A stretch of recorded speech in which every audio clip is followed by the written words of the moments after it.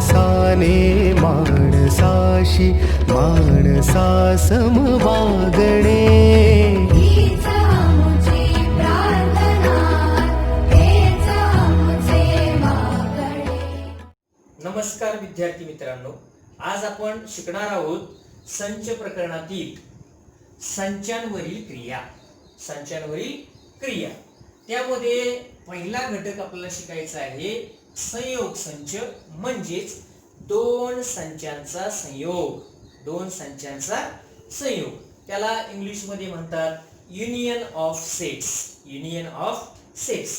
मग दोन संचांचा संयोग कसा करायचा आहे ते आपण उदाहरणाच्या द्वारे शिकणार आहोत. या ठिकाणी समजा ए हा एक संच दिला आहे आणि त्यामध्ये घटक आहेत. बघा, ए संचामध्ये आपण घटक या ठिकाणी मानणार आहोत. समजा ए संचामध्ये आहे 1 2 3 आणि 4 हे घटक ए संचामध्ये आहेत. आणि दुसरा एक संच आहे बी. बघा, बी संचामध्ये घटक आहेत 3 4 5 आणि 6. अशा पद्धतीने घटक माझ्या मनाने मी घेतले आहेत. मग या दोन संचांचा मला संयोग संच बनवायचा आहे, संयोग करायचा आहे. संयोग शब्द तुम्हाला आपल्या आजूबाजूला अनेक वेळा ऐकायला मिळाला असेल. संयोग संच करायचा, संयोग करायचा म्हणजे काय करायचं? दोघांमध्ये इंग्लिश मध्ये फार महत्वाचा शब्द आहे आणि सोपा आहे. बघा, युनियन करायची. युनियन युनियन शब्द तुम्ही बघता कंपनीमध्ये कामगारांची युनियन असते वगैरे. युनियन म्हणजे काय रे? एकत्र यायचं, एकत्र यायचं. आणि युनियनच्या आधारे आपल्याला साधं सोपं समजून जाईल की या ठिकाणी या दोन संचांची युनियन करायची, म्हणजे एकत्र आणायचे घटकांना. आणि मग घटक एकत्र आल्यावर पुढचा एक संच तयार होईल. दोन संचातील सर्व घटकांचा मिळून तयार होणारा संच म्हणजे संयोग संच. बघा, एकदम साधी सोपी व्याख्या मी सांगितली आहे तुम्हाला. परत एकदा ऐका. दोन संचातील सर्व घटकांचा मिळून, दोन संचातील सर्व घटकांचा मिळून तयार होणारा संच म्हणजे संयोग संच होय. दोन संचांचा मिळून तयार होणारा संच म्हणजे दोन संचातील सर्व घटकांचा मिळून तयार होणारा संच म्हणजे संयोग संच. मग संयोग संच लिहायचे आपल्याला या ठिकाणी. बघा, बरोबर आधी मी उजवी बाजू लिहितो, मग डावी बाजू लिहितो. संयोग करायचा आहे संच ए आणि संच बी मधील सर्व घटकांचा या नव्या संचामध्ये मला समावेश करायचा आहे. एकही घटक राहिला नाही पाहिजे. पण तुम्हाला माहिती आहे संच लिहिण्याची यादी पद्धत, कोणताही घटक डबल लिहायचा नाहीये हे ध्यानात ठेवा. चला, आपण दोन्ही संचातील सर्व घटक इथे लिहिणार आहे. एक लिहूया. पहिला 1, मग 2, मग 3, मग 4. थोडक्यात काय, मी काय केलं, पहिला संच जसा आहे तसा लिहून घेतला आहे. फक्त आता दुसरा संच लिहिताना काळजी घ्यायची आहे. दुसऱ्या संचातील घटक लिहिताना काळजी काय घ्यायची? फक्त घटक डबल होता कामा नाही. मग आता लिहायचा 3, पण बघा बरं 3 लिहून झालाय. मग लिहायचा 4 लिहून झालाय. मग आता लिहायचा 5 लिहून झालाय का? नाही. मग लिहायला हरकत नाही. पुढचा घटक आहे 5 आणि पुढचा घटक आहे 6, कारण 6 लिहून झाला नव्हता. मला सांगा, दोन संचातील सर्व घटक संपले का राहिले कोण? सर्व घटक संपले आहेत. मग काय केलं आपण? दोन संचातील सर्व घटकांचा मिळून एक संच बनवला, तिसरा. आणि मग त्यालाच म्हणतात संयोग संच. त्याला काय म्हणायचं? संयोग संच म्हणजे union of sets. Union of sets. मग युनियन ऑफ सेट चिन्हामध्ये कसं दाखवायचं ते मी या ठिकाणी लिहिणार आहे. बघा, ए आणि बी हे दोन संचांचा आपण काय केलंय रे? संयोग लिहिलाय ना. मग इथे लिहा ना, ए संयोग बी. मी काय केले लक्षात आलं तुमच्या? या ठिकाणी एक चिन्ह काढले. ए आणि बी ह्या दोन अक्षरांमध्ये आपण कॅपिटल यू काढला आहे. त्याला म्हणायचं युनियन म्हणजे संयोग. म्हणजेच काय? संयोग. आणि या ठिकाणी म्हणून चिन्ह देऊया. बघा, संच ए आणि संच बी दिला होता, म्हणून त्यांचा संयोग संच तयार झाला आणि त्यामध्ये हे घटक आहेत. आलं लक्षात? मग संयोग संच या ठिकाणी आपण बनवला आहे. संच दोन संच दिले असतील तर त्यांचा संयोग संच आपल्याला लिहिता येतो. आणि मग ह्याचं वाचन कसं करायचं आहे आणि लेखन कसं करायचं तुमच्या लक्षात आलं असेल. बघा, जर दोन संच ए आणि बी दिले असतील तर त्यांच्यातील संयोग अशा पद्धतीने लिहायचं आहे. ए संयोग बी. वाचन करताना असं करायचं मराठीमध्ये, ए संयोग बी, आणि इंग्लिश मध्ये ए युनियन बी. ए युनियन लक्षात ठेवा, ए युनियन बी अशा पद्धतीने वाचायचं आहे. मराठीत वाचा नाही, इंग्लिश मध्ये वाचा, एकदम सोपे. ए युनियन बी बरोबर महिरपी कंसात 1 2 3 4 5 आणि 6 हे घटक त्याच्यामध्ये आहेत. अशा पद्धतीने संयोग संच तुम्हाला समजला असेल. पुन्हा एकदा व्याख्या सांगतो बघा. संयोग संच म्हणजे काय? दोन संचातील सर्व घटकांचा मिळून, बघा थोडे शब्द, दोन संचातील सर्व घटकांचा मिळून, 5 शब्द, दोन संचातील सर्व घटकांचा मिळून तयार होणारा संच म्हणजे संयोग संच होय. समजलं? मग संयोग संच जो आहे तो व्यंगचित्राच्या साहाय्याने देखील दाखवता येतो. तो आपण दाखवूया. बघा, आपण संयोग संच जो आहे दोन संचांचा तो व्यंगचित्राच्या साहाय्याने दाखवणार आहोत. एकदम सोपं आहे. बघा, या ठिकाणी दोन वर्तुळ काढली आहे. एक वर्तुळ जे आहे ते ए संचाकरिता आहे. डाव्या बाजूचं आपण नाव देऊया, ए संचाचं डावं वर्तुळ आहे, आणि बी संच जो आहे त्याच्यासाठी उजव्या बाजूचं वर्तुळ आहे. दोन वर्तुळे एकमेकांना मी छेदलेली दाखवली आहे. छेदलेली म्हणजे काय रे? या ठिकाणी बघा, एक मोठं वर्तुळ एक छोटं वर्तुळ या ठिकाणी एका बिंदूमध्ये आणि ह्या दुसऱ्या बिंदूमध्ये एकमेकाला छेदलेली आहे. मग आता संयोग संच म्हणजे नेमकं काय? तर ए संचामध्ये जे घटक आहेत ते आपल्याला या ठिकाणी लिहायचे आहेत. ए संचामधील घटक कोणकोणते आहेत? पहा, ए संचामध्ये आहे 1 2 3 4, 1 2 3 4. मग मी या ठिकाणी दाखवणार आहे. मोठ्या वर्तुळामध्ये मला 1 दाखवायचं आहे, त्यानंतर मला 2 दाखवायचं आहे, मला मोठ्याच वर्तुळामध्ये 3 दाखवायचं आहे, आणि मोठ्याच वर्तुळात मला 4 दाखवायचं आहे. आता काहींना प्रश्न पडला असेल की 3 आणि 4 छोट्या वर्तुळात सुद्धा दाखवला आहे. बरोबर, छोट्या वर्तुळात सुद्धा आहे, परंतु 1 2 3 4 हे घटक मी जे आहेत ते मोठ्या वर्तुळात दाखवले आहेत. हे तुम्हाला मान्य करावं लागेल. आणि म्हणून ए संचातील घटक मोठ्या वर्तुळात दिसतात का? दिसतात. मग आता बी संचाचा आपण विचार करणार आहोत. बी संच जो आहे ते बी संचातील घटक आपल्याला उजव्या बाजूला छोट्या वर्तुळात दाखवायचे आहेत. मग बी संचातील घटक कोणते कोणते आहेत बरं? बघा, 3 4. मग बी संचामध्ये ऑलरेडी 3 आणि 4 लिहिले आपण, कारण छोट्या वर्तुळात आहे. आणि राहिलेले घटक कोण आहेत? 5 आणि 6. अशा पद्धतीने तुम्ही जर बघितलं तर ए संचामध्ये 1 2 3 4 हे घटक आहेच आहेत, आणि बी संचामध्ये घटक आहेत 3 4 5 6. अशा पद्धतीने सर्व घटक तुम्हाला या ठिकाणी दिसतील. आणि मग संयोग झालाय म्हणजे नेमकं काय?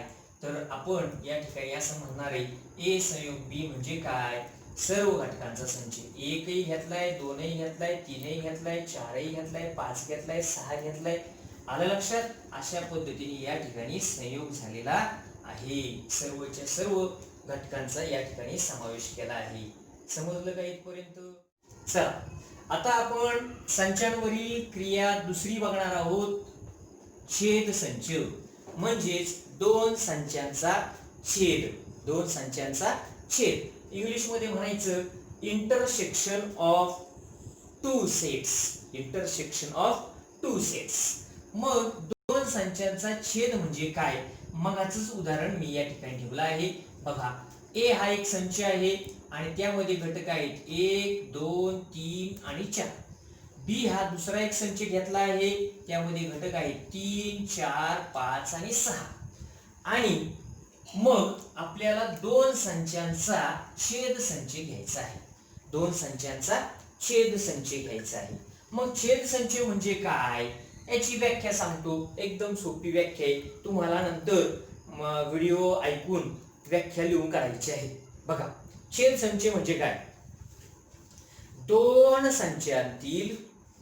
संचांतील सामायिक घटकांच्या संचाला 5 शब्द लक्षात ठेवायचे. दोन संचांतील सामायिक घटकांच्या संचाला छेद संच म्हणतात. बघा, 2 संच आहेत आपल्याकडे, त्यांच्यामधले फक्त सामायिक घटक निवडून लिहायचे आहेत आणि म्हणून या ठिकाणी तिसरा संच तयार होणार आहे आणि म्हणून मी इथे लिहिलेले आहे. म्हणून मग आता तिसरा संच जो आहे तो कोणाच्या बाबतीत होणार आहे? संच ए आणि संच बी. पण छेद आहे, छेद संच दाखवण्यासाठी उलटा यू कॅपिटल मधला हे चिन्ह वापरायचं आहे. उलटा केलाय बघा यू ला आणि पुढे आहे बी. ए इंटरसेक्शन बी किंवा मराठीमध्ये म्हणायचे ए छेद बी बरोबर महिरपी कंसात. मग आपल्याला लिहायचे आहे फक्त सामायिक घटक. मग ए संच आणि बी संचाचं निरीक्षण करायचंय. जे घटक सामायिक आहेत तेवढेच लिहायचे आहेत. निरीक्षण करूया. या ठिकाणी पहिल्या संचामध्ये 1 आहे, दुसऱ्या संचामध्ये 1 कुठेही दिसत नाही म्हणून लिहायचा नाही. मग आहे 2 दुसऱ्या संचात कुठेही दिसत नाही म्हणून लिहायचा नाही. मग आहे 3 आणि 3 लक्षात घ्या दोन्ही संचामध्ये आहे, यालाच म्हणतात सामायिक आहे आणि म्हणून लिहायचं आहे 3. त्यानंतर 4चं निरीक्षण करा. पहिल्या संचात 4 आहे, दुसऱ्या संचात देखील 4 आहे म्हणून आपल्याला लिहायचं आहे 4. आणि पुढे गेल्यावर बघा पहिल्या संचातील घटक संपले आहेत. याचाच अर्थ असा होतो की पहिल्या संचातील घटक संपले म्हणजे तुलना करायला काही अर्थ राहणार नाही. तरी बघू शकता 5 आणि 6 हे घटक पहिल्या संचात आहेत का? तर नाही. म्हणून आपला संच पूर्ण झाला आहे आणि म्हणून महिरपी कंस पूर्ण करायचा आहे.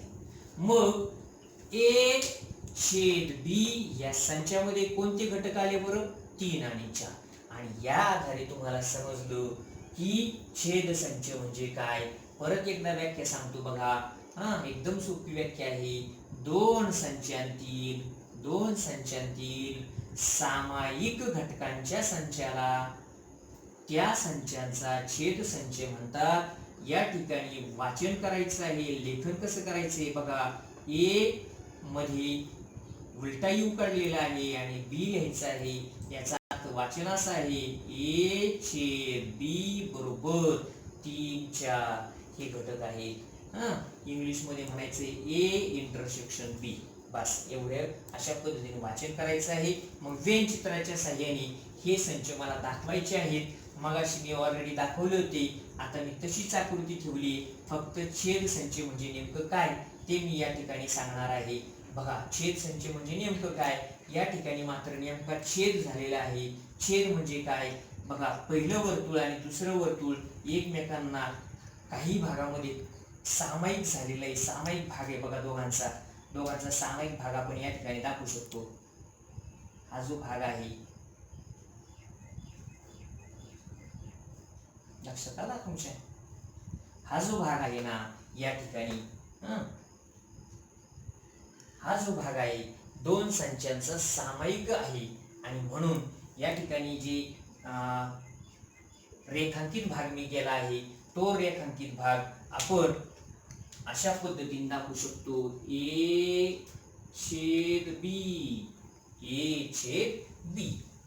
लक्षात आलं. फक्त रेखांकित केलेला भाग जो आहे तो ए छेद बी आहे. हा संच आहे ए, हा संच आहे बी आणि मधला रेखांकित भाग मात्र काय आहे ए छेद बी. अशा पद्धतीने तुम्हाला 2 संचातील सामायिक घटकांचा संच 3 आणि 4 बघा 3 आणि 4 आलेत की नाही. 3 आणि 4 ठीक आहे. अशा पद्धतीने वेन चित्राच्या साहाय्याने तुम्हाला छेद संच दाखवता येईल. त्याचबरोबर आपल्याला छेद संच जो असतो तो गुणधर्म पद्धतीने लिहिता येईल. गुणधर्म पद्धतीने आपल्याला छेद संच असा लिहिता येईल. गुणधर्म पद्धतीने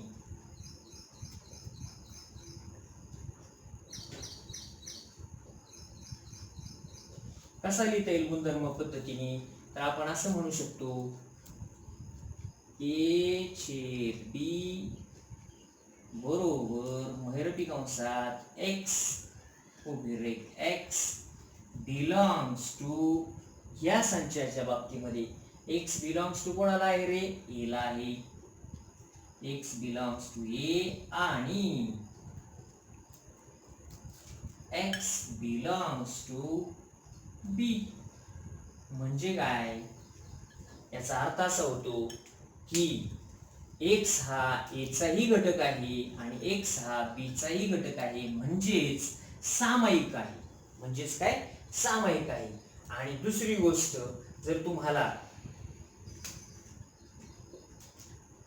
जर आपल्याला संयोग संच ह्या पद्धतीने म्हणजे गुणधर्म पद्धतीने लिहायचा असेल तर आपण या ठिकाणी असे लिहू शकतो, ए संयोग बी बरोबर महिरपी कंसात एक्स उभी रेघ एक्स बिलॉंग्स टू ए.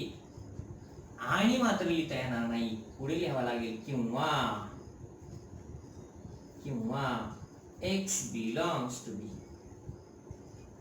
याचा अर्थ मात्र तुम्हाला समजून घेतला पाहिजे.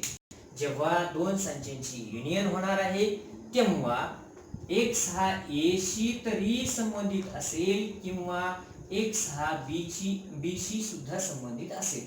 म्हणजे दोघांपैकी एकाचा घटक नक्कीच असणार आहे, याचा किंवा त्याचा. याला म्हणतात दोघातील मिळून सर्व घटकांचा संच. इथे मात्र तसं आहे, एक्स जर ए शी बिलॉंग करत असेल तर एक्स हा बी शी सुद्धा बिलॉंग करत असला पाहिजे, म्हणजे सामायिक असला पाहिजे. एक्स हा सामायिक घटकांचा संच आहे आणि इथे एक्स हा सर्व घटकांचा मिळून तयार होणारा संच आहे. अशा पद्धतीने गुणधर्म पद्धतीने तुम्हाला संच लक्षात ठेवता आले पाहिजेत. ठीक आहे. मग संचांवरील क्रिया दोन प्रकारे पाहिल्या. पहिली क्रिया होती संयोग संच, दोन संचांचा संयोग पाहिला. आता बघितला दोन संचांचा छेद. ठीक आहे. चला आता पुढचा घटक आहे संचातील घटकांची संख्या. संचातील घटकांची संख्या म्हणजे number of elements in a set. Number of elements in a set. मग संचातील घटकांची संख्या म्हणजे नेमकं काय ते आपण आता पाहणार आहोत. बघा, समजा उदाहरणार्थ ए हा एक संच दिला आहे आणि ए संचामध्ये घटक आहेत. बघूया. समजा आपण इथे लिहूया ए बी सी आणि डी अशा पद्धतीने घटक दिले आहेत. बघा, ए संचामध्ये घटक आहेत ए बी सी आणि डी. मग साधं सोपं आहे, या संचात घटकांची संख्या किती आहे ते मोजून साधी सोपी गोष्ट तुम्हाला समजणार आहे. मग आपण इथे लिहू शकतो बघा, म्हणून नंबर ऑफ फॅक्टर्स किंवा एलिमेंट्स इन ए बरोबर म्हणजे काय बघा, मी असं म्हटलं एन म्हणजे काय रे? नंबर ऑफ, कंसासाठी ऑफ शब्द वापरा. Number of elements. एलिमेंट्स म्हणजे घटक किंवा मेंबर्स. मेंबर सुद्धा म्हणतो आपण, एलिमेंट्स म्हणतो. Number of elements in set ए बरोबर म्हणजे मराठीमध्ये असं म्हणता येईल, संच ए मधील घटकांची संख्या.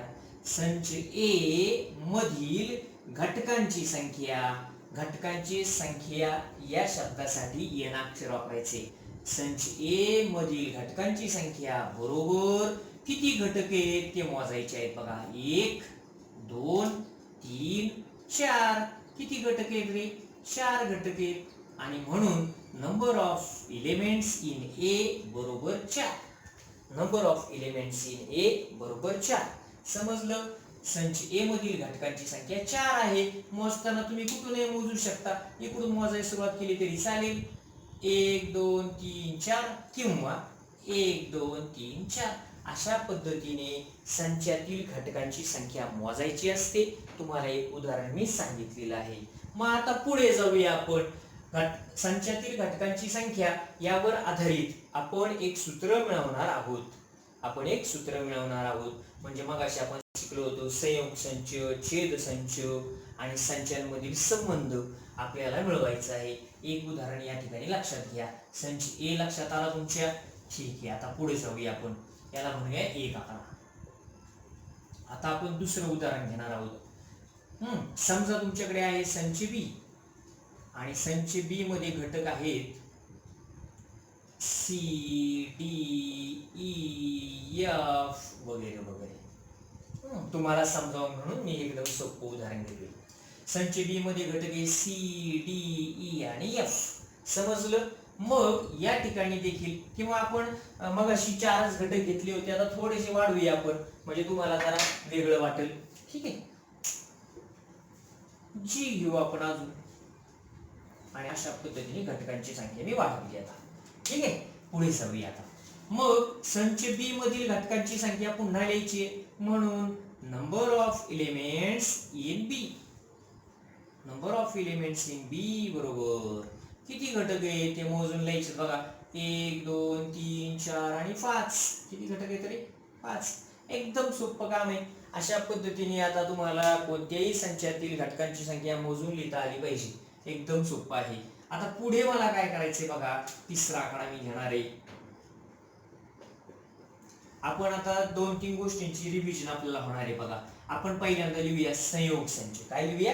संयोग संच. संच ए आणि बी चा संयोग घेऊया. म्हणून ए संयोग B, A union B is equal to बरोबर मराठी कंसात संच ए आणि संच बी या ठिकाणी दिसत आहेत, त्यांची तुम्हाला युनियन घ्यायची आहे. युनियन म्हणजे काय रे? संयोग. आणि मग संयोग संचाची व्याख्या मी मग सांगितली तुम्हाला. 2 संचातील सर्व घटकांचा मिळून तयार होणारा संच. मग आपण लिहून टाकू ना. पहिल्या संचातील सर्व घटक लिहून टाकायचे आणि मग राहिलेले घटक दुसऱ्या संचातले घ्यायचे. बघा सर्व घटक मिळून लिहायचं आहे. ए बी सी डी सगळेचे सगळे लिहूया. A B C D. पहिल्या संचातील सर्व घटक लिहिल्यानंतर दुसऱ्या संचातील घटक लिहायचे आहेत. मग आला सी पण लिहून झालाय, लिहायचा नाही. डी लिहायचा नाही कारण लिहून झालाय. ई लिहायला पाहिजे आणि पुढची लिहायलाच पाहिजे. ई नंतर एफ आणि जी. अशा पद्धतीने आपण संयोग संच लिहिला आहे. कळला का? संयोग संच लिहून झाला. आता त्याच्या पुढचं काम करायचंय आपल्याला. संयोग संचानंतर मी लिहिणार आहे छेद संच, चौथा आकडा. तसेच जसा संयोग संच लिहिला तसेच एक काम करणार आहे. काय? छेद संच. ए छेद बी, ए छेद बी. ए या ठिकाणी आहे, बी या ठिकाणी आहे. बघा आपल्याला आता छेद संच घ्यायचा आहे म्हणजे इंटरसेक्शन घ्यायची. ए इंटरसेक्शन बी घ्यायचा आहे. दोघांमधला छेद घ्यायचा आहे. छेद संच म्हणजे काय? सामायिक घटकांचा संच. सामायिक घटक घ्यायचे आहेत फक्त. आणि मग सामायिक घटक कोणते आहेत ना ते आपण या ठिकाणी लिहूया. चला इथे बघायचे सामायिक कोण आहे? ए आहे का इकडे? नाही. बी आहे का इकडे? नाही. सी आहे का? आहे. बघा सी आला म्हणून सी हा या ठिकाणी लिहायला पाहिजे. मग डी आहे का? आहे. मग डी लिहायला पाहिजे. समजलं. मग त्यानंतर कोण आहे? पुढे कुणीच नाहीये. मग ई एफ जी सामायिक आहे का? नाही. आणि म्हणून आपला संच पूर्ण झाला. आणि मग तुमच्या लक्षात आला असेल काय बरोबर? ए छेद बी मध्ये सी आणि डी या घटकांचा समावेश करावा लागेल आणि त्याच्या पुढे आपल्याला लिहावं लागेल म्हणून नंबर ऑफ फॅक्टर्स किंवा number of elements in A intersection B. A intersection B बरोबर. बघा ए इंटरसेक्शन बी म्हणजे ए छेद बी मध्ये घटकांची संख्या किती आहे? घटकांची संख्या किती आहे? एलिमेंट्स किती आहेत? 1 आणि 2. मग इथे लिहा 2. समजलं. त्याच पद्धतीने मगाच ए संयोग बी मध्ये लिहायचं राहिले ते देखील लिहून टाकू आपण. इथे लिहा म्हणून number of factors in A union P किती आहेत ते लिहायचे आहेत. मोजू. 1 2 3 4 5 6 आणि 7. किती घटक आहेत रे इथे? 7 घटक आहेत. समजलं. अशा पद्धतीने आपण 1 2 3 आणि 4 विधाने मिळवली आहेत. यामुळे तुमचा सराव चांगला होणार आहे. तुम्हाला संयोग संच समजलाय चांगला. त्यानंतर छेद संच समजलाय. अतिशय महत्वाच्या गोष्टी आहेत ह्या. संयोग संच किंवा छेद संच, पूरक संच परीक्षेला विशेष करून विचारले जातात म्हणून लक्षात ठेवायचे. मग आता तुम्ही म्हणाल हे कशासाठी केले? मला एक सूत्र मिळवायचं आहे आणि ते सूत्र आता तुम्हाला मी या ठिकाणी सांगणार आहे. आता तुम्हाला सगळ्यांना एका गोष्टीचं निरीक्षण करायचं आहे. Number of factor in A बरोबर 4, number of elements in B बरोबर 5, number of elements in A union B बरोबर 7, number of elements in A intersection B बरोबर 2. ह्या सगळ्या गोष्टींचा मी जरा मेळ घालणार आहे, तो तुम्हाला पाहायचा आहे. बघा, मग आपण असं लिहूया. येथे काय झाले आहे ते आपल्याला पाहायचं आहे. येथे number of factors in A अधिक number of factors in B बरोबर किती आले बघा. ए मध्ये घटक किती आहे रे? 4, अधिक बी मध्ये नंबर ऑफ फॅक्टर इन बी म्हणजे बी मध्ये घटक किती आहेत? 5, आणि याचे उत्तर किती आलं? 9. याची बेरीज किती आली? 9. आणि मग ह्या 9चा आणि ह्या 7चा ह्या 2चा जरा संबंध आहे, तो असा आहे बघा. म्हणून number of factor in A अधिक number of factor in B वजा number of factor in A intersection B. A intersection B बरोबर काय करायचे बघा. Number of factor in A अधिक number of factor in B किती आले? 9. आणि number of factor in A intersection B किती आहे? 2 वजा 2, आणि उत्तर किती आलं? 7. आता लक्षात घ्या, मी काय दाखवतो ते बघायचं तुम्हाला. याला म्हणा समीकरण नंबर 1 आणि याला म्हणा समीकरण नंबर 2. बघा, निरीक्षण करा. समीकरण नंबर 2 मध्ये असं लिहिले, मराठीत सांगतो. संच ए मधील घटकांची संख्या अधिक संच बी मधील घटकांची संख्या वजा संच ए छेद बी मधील घटकांची संख्या बरोबर 7 येते आहे. आणि या ठिकाणी असं म्हटले, ए संयोग बी संचातील घटकांची संख्या 7 येते आहे. म्हणजे दोघांची समीकरण 1 व 2 ची उजवी बाजू सारखी आहे, म्हणून दोघांची उजवी बाजू सारखी आहे, म्हणून डावी बाजू सारखी असणार. आणि म्हणून या ठिकाणी आपण असं लिहिणार आहोत. म्हणून number of factors in A union B बरोबर number of factor in A अधिक number of factor in B वजा number of factors in A intersection B. अशा पद्धतीने तुम्हाला सूत्र मिळेल.